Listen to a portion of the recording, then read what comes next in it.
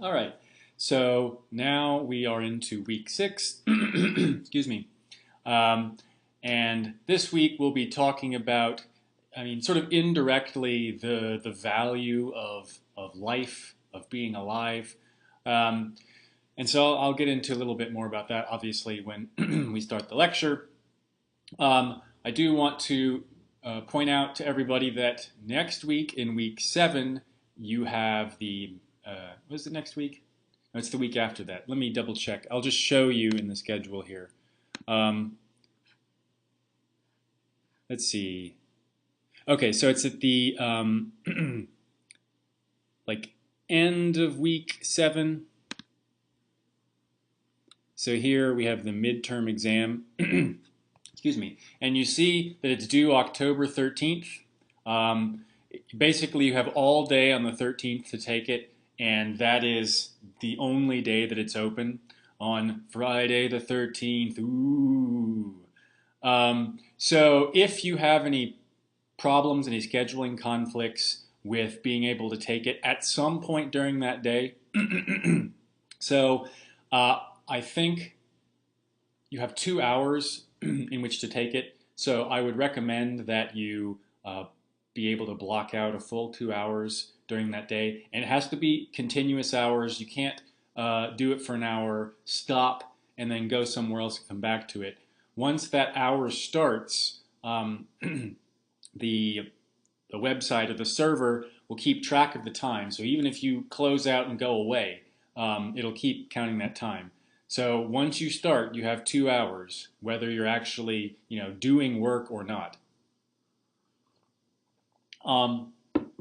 So at the end of this week, that is week 6, on Friday, I will give you a study guide so that you'll have a week to look over that study guide for the midterm exam. The midterm exam will cover everything from week 1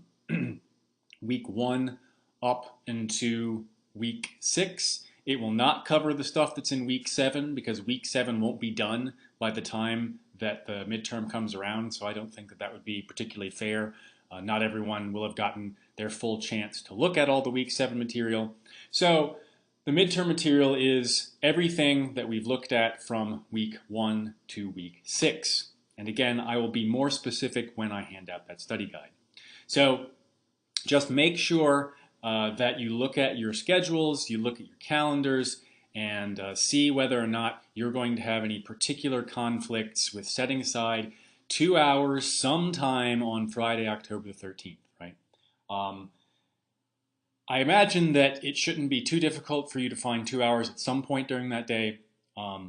And so the type of excuse that will be acceptable will be things that for some reason have you traveling all that day, or simply away from internet access for all of that day. I'll need you to explain to me why you need to take it on some other day.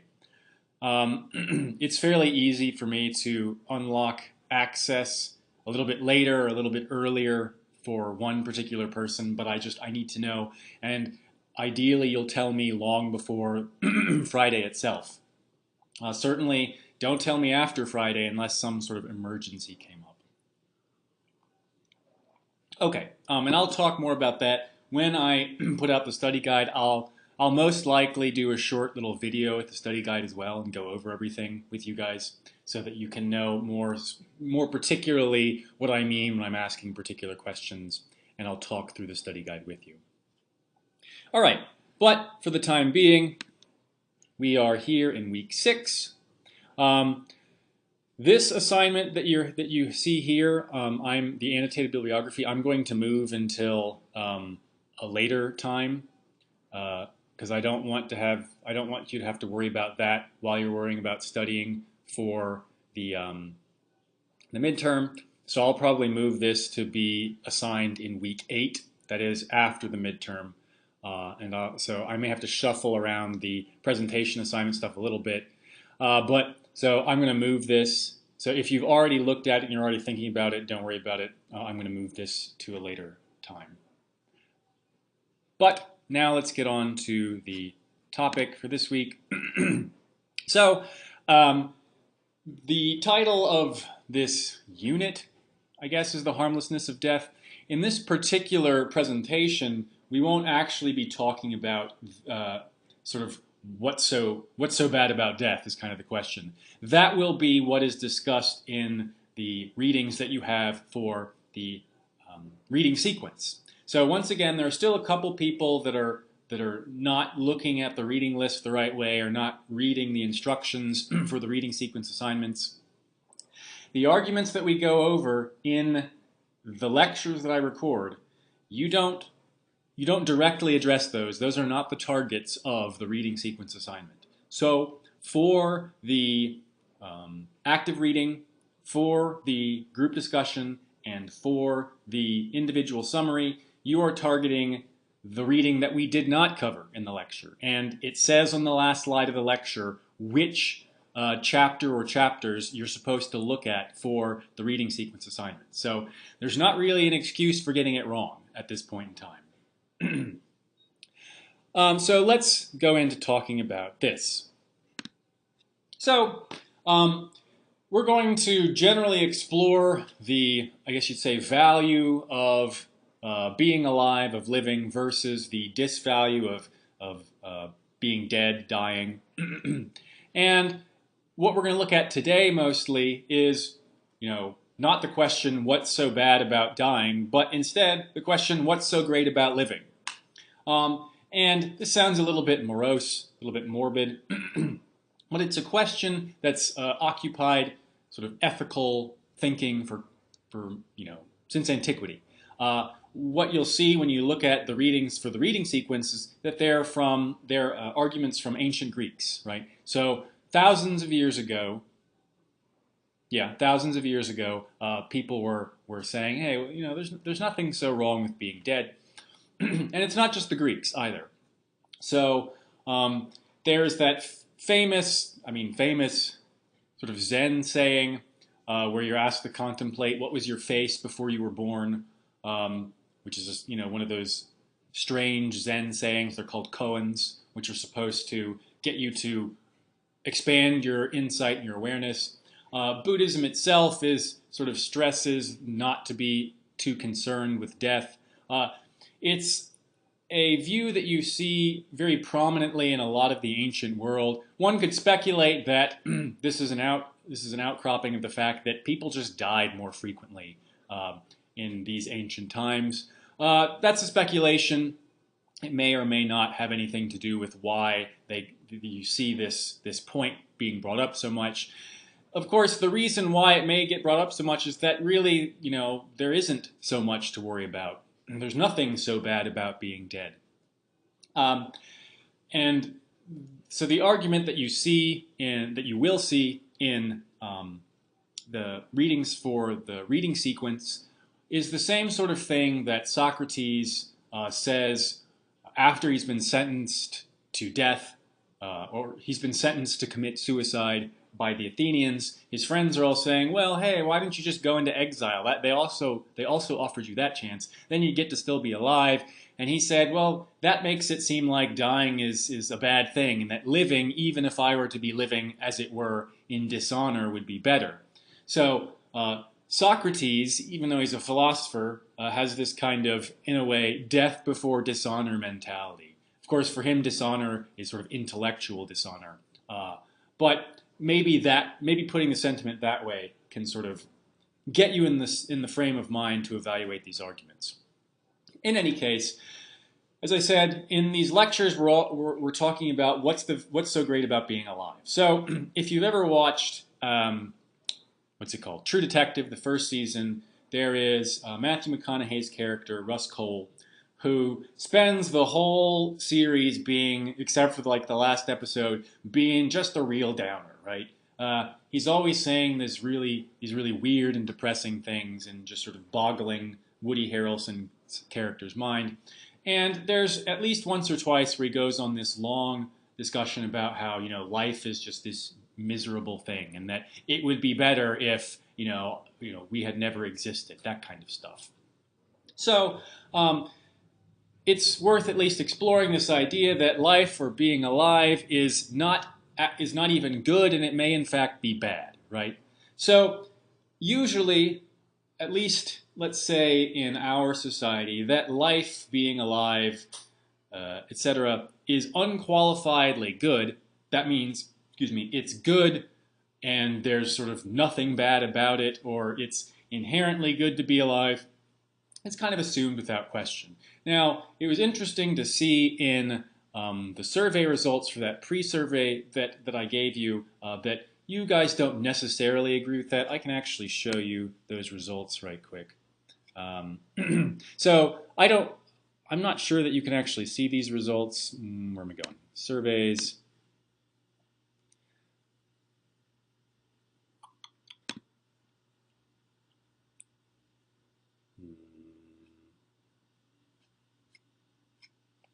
That's not actually what I want. Show me a report. There we go. No, not a report. Go back. Statistics. That's what I want. So I asked you a series of questions. So here are the relevant ones. So I asked you, is death an evil that is a consequence to be avoided, all other things being equal? Is it an evil to be avoided at all costs? Is life a good thing to be promoted, all other things being equal? Is life a good thing to be promoted at all costs? And you can see people pretty much agree that, hey, life is good, all other things being equal, and even it's to be promoted at all costs. And yet, a large number of you also disagree that death is to be avoided and that it's evil. So there might be a little bit of a tension in the, now I haven't looked at the individual responses, but if you can, again, ask yourself these questions, is there anything in tension that is sort of self-contradictory about saying life is good and to be promoted at all costs, but, you know, death's not that bad, right? You can sort of just see the numbers here. So people just sort of strongly disagree overwhelmingly that death is to be avoided at all costs, right? Or that it's even that bad, all other things being equal. But people tend towards neutral or agreement that life is good and even good at all costs. So it is slightly tilted towards the class sort of not being overly concerned with death, as it were. But still, there is this idea that life is actually, you know, all things considered good or all other things being equal good. And that's kind of what we're looking at here. So your group work, like I said, will look at the idea that, well, you know, death isn't that bad. I've taken a long time leading up to this. So the first argument is about the immorality of abortion. So we looked at an argument last week and looking at the moral status of animals and of marginal humans, which suggested that killing young infants and fetuses, there was nothing wrong with that. And of course, that would mean that there's nothing seriously morally wrong about abortion. And now we see the other side of that coin in this argument. And so let's go through this bit by bit. Premise 1. Killing this particular adult human being or child would be seriously wrong. Premise 2. What makes it so wrong is that it causes the loss of all this individual's future experiences, activities, projects, and enjoyments, and this loss is one of the greatest losses that can be suffered. So I've noted before, and some of you have noted about the repetitiveness of some of these arguments. This one's a real doozy for repetitiveness. You're going to see this phrase, that it causes the loss of blah, blah, blah about a bajillion times. This is a fairly lengthy argument, and that phrase shows up a lot. So conclusion 1, killing this particular adult human being or child would be seriously wrong, and what makes it wrong is that it causes the loss of this individual's future experiences, activities, projects, and enjoyments, and this loss is one of the greatest losses that can be suffered. So here we see this idea that the value of life, being alive, of living, has something to do with the stuff that you might do in the future, basically. Namely, your experiences, activities, projects, and enjoyments. And that this loss of future potential is the worst thing that can be lost, right? That's where we're at as of the first intermediate conclusion. But wait, there's more. P3, if killing this particular adult human being or child would be seriously wrong, and what makes it wrong is that it causes the loss of all this individual's future experiences, activities, projects, and enjoyments, and this is one of the greatest losses that can be suffered, then anything that causes to any individual the loss of all future experiences, activities, projects, and enjoyments is seriously wrong. Conclusion 2. Anything that causes to any individual the loss of all future experiences, activities, projects, and enjoyments is seriously wrong. Right?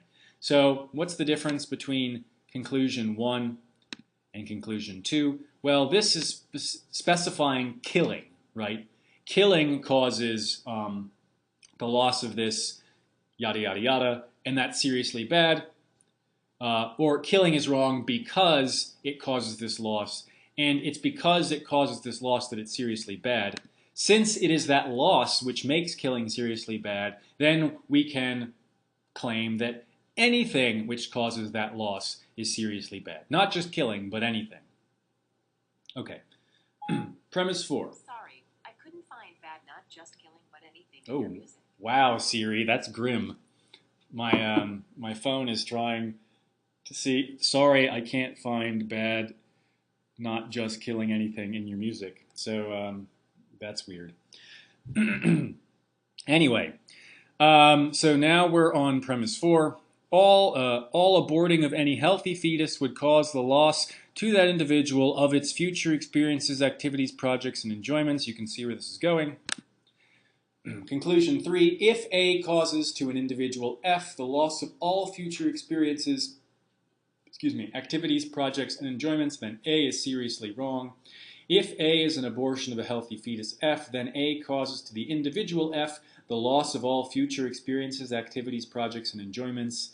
Conclusion 5, if A is an abortion of a healthy fetus F, then A is seriously wrong.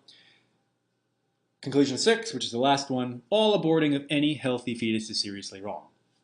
So this is a very long-winded way of saying that basically abortion is killing of an individual who would have all of these future experiences, etc., and therefore it's seriously wrong. That's the long and the short of this argument. Now, it's long and it's very repetitive, but there's actually quite a lot of places to pick at in it, and that's what we're going to do now. And that will end the first part. And the second part, we'll look at the other argument for this set of slides. So, this argument does both more than it intends to, in some sense, and less than it intends to in other senses. Note that for one thing, it said the title of the chapter and the sort of intent of the argument appears to be stating that all abortion is wrong. However, it doesn't actually tell us that. It doesn't categorically state that abortion is wrong. It says specifically that only the abortion of healthy fetuses is seriously wrong. So that leaves some things open for flexibility, as it were. So, as I say here, we can run into the situation in which a pregnant person will die if they don't receive an abortion. And then the argument's going to put us in a place. So notice that the argument doesn't just talk about fetuses. That's like the second half of the argument.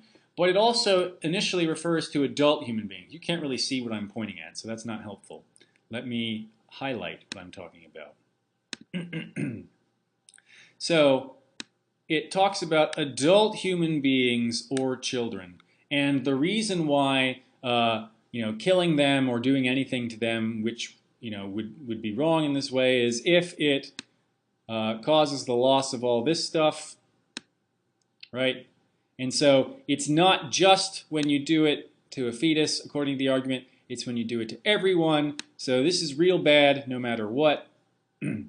What does that mean? Well, that means in the situation where you have a pregnant woman and they're going to die unless an abortion of, now we're assuming here that the fetus is healthy.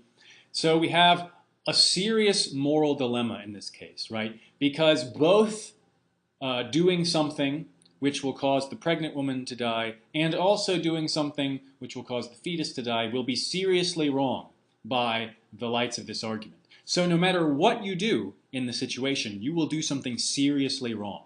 Okay? So in the case of, again, a healthy fetus, this leads us to what's called a strict moral dilemma, right? So a strict moral dilemma, you may have this idea, when you hear the word dilemma, you might think, oh, a dilemma is just a hard choice, right? It's something where you can really see the merit of both options, but you can only have one, and you have to pick. I mean, that's on the right track. But what makes a moral dilemma strict is not that it's sort of psychologically a hard choice. It's very likely to be a psychologically hard choice, but it doesn't have to be. What makes it a moral dilemma is that you have two and only two options, right? So these options are exclusive, mutually exclusive, and they are also exhaustive, which means there's not a third option, right? I'm stipulating that either the pregnant person dies or the fetus dies. There is no, third way. And if you pick one, you sort of automatically are not able to pick the other. So that's what I mean to say when they are exhaustive and exclusive. They're the only two choices, and you can only pick one of them. So that sets up the sort of strict part of it. The way that it's the moral part of it is that no matter which one you pick, something really bad happens, right? Or you do something wrong. It's unavoidable in the situation of a strict dilemma to do something seriously wrong in the language of this argument. So, I mean, this doesn't go against the conclusion that the abortion of a healthy fetus is wrong. It just also doesn't tell you unequivocally that you should avoid doing it. It can't tell you that.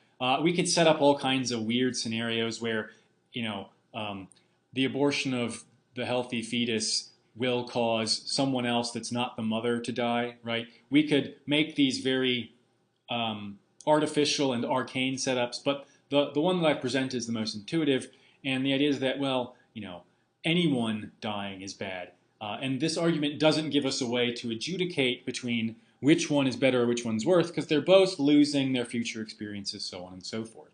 So the argument doesn't categorically state that it does categorically state that the abortion of a healthy fetus is seriously wrong, but that it's wrong doesn't tell you that it's always the thing that you should avoid, because sometimes avoiding it is going to cause some other serious wrong.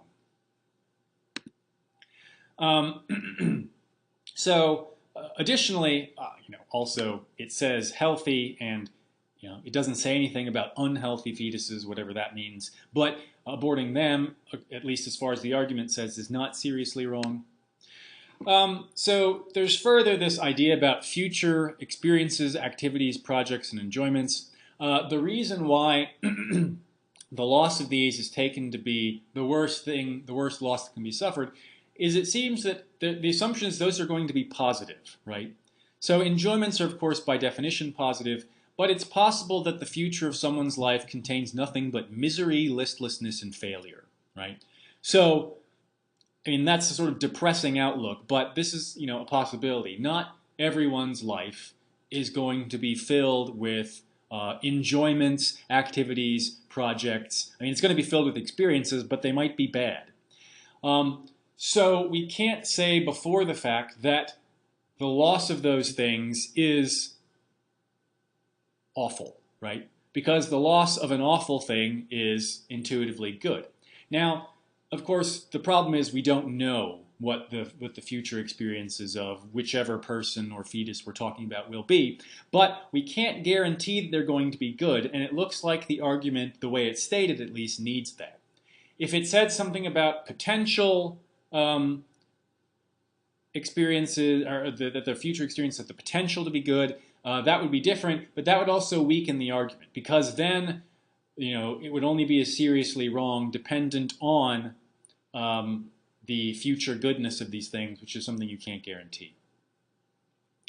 Note that it also might apply to some non-human animals, which is something that the argument doesn't even address. We might get out of this something like what we looked at last week. We might get out of this an argument that, well, if it's wrong to do this to adult humans and fetuses, young infants. It's also going to be wrong to do it to animals because animals can have future experiences, activities, projects, and enjoyments.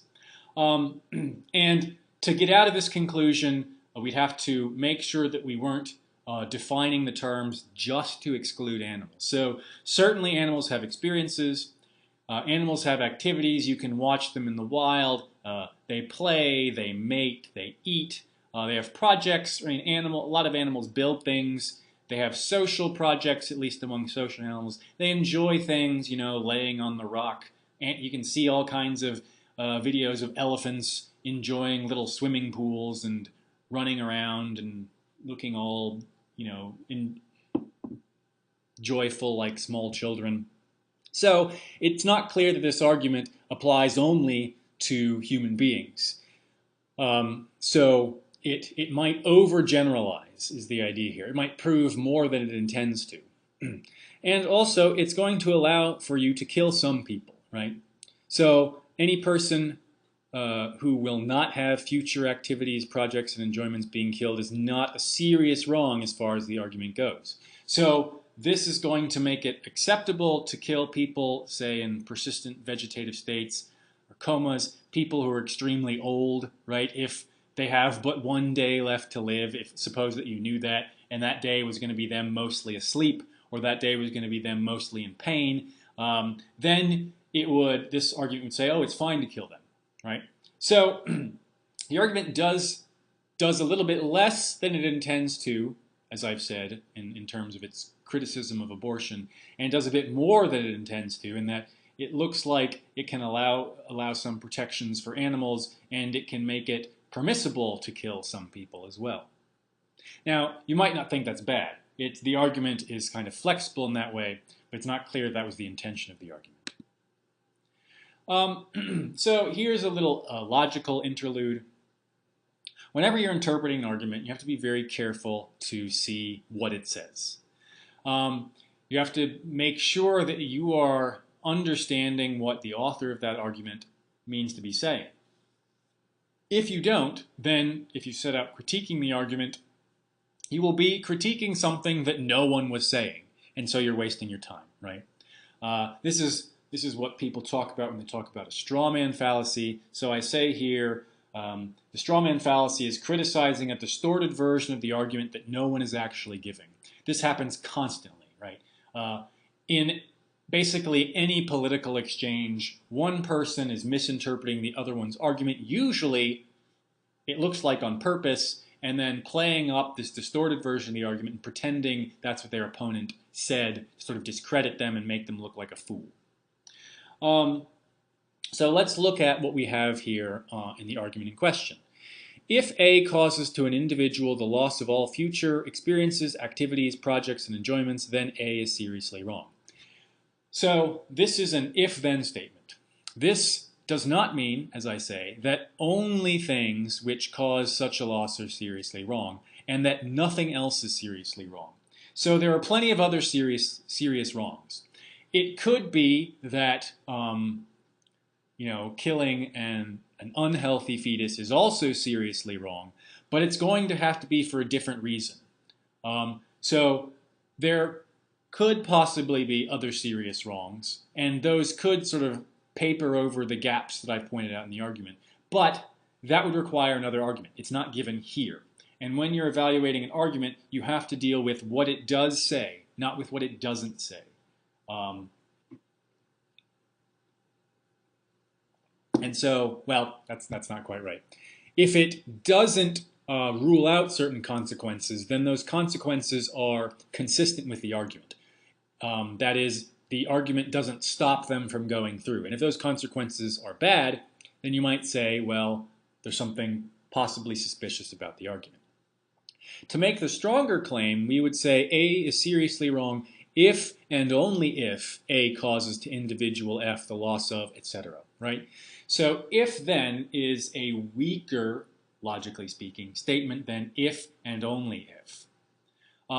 So the argument that we're looking at right now is put in this if-then phrasing. So it's another example of modus ponens. There's just a whole bunch of modus ponens going on in the argument that we're looking at. So to be charitable, we must recognize what the argument logically entails and what it merely suggests, right?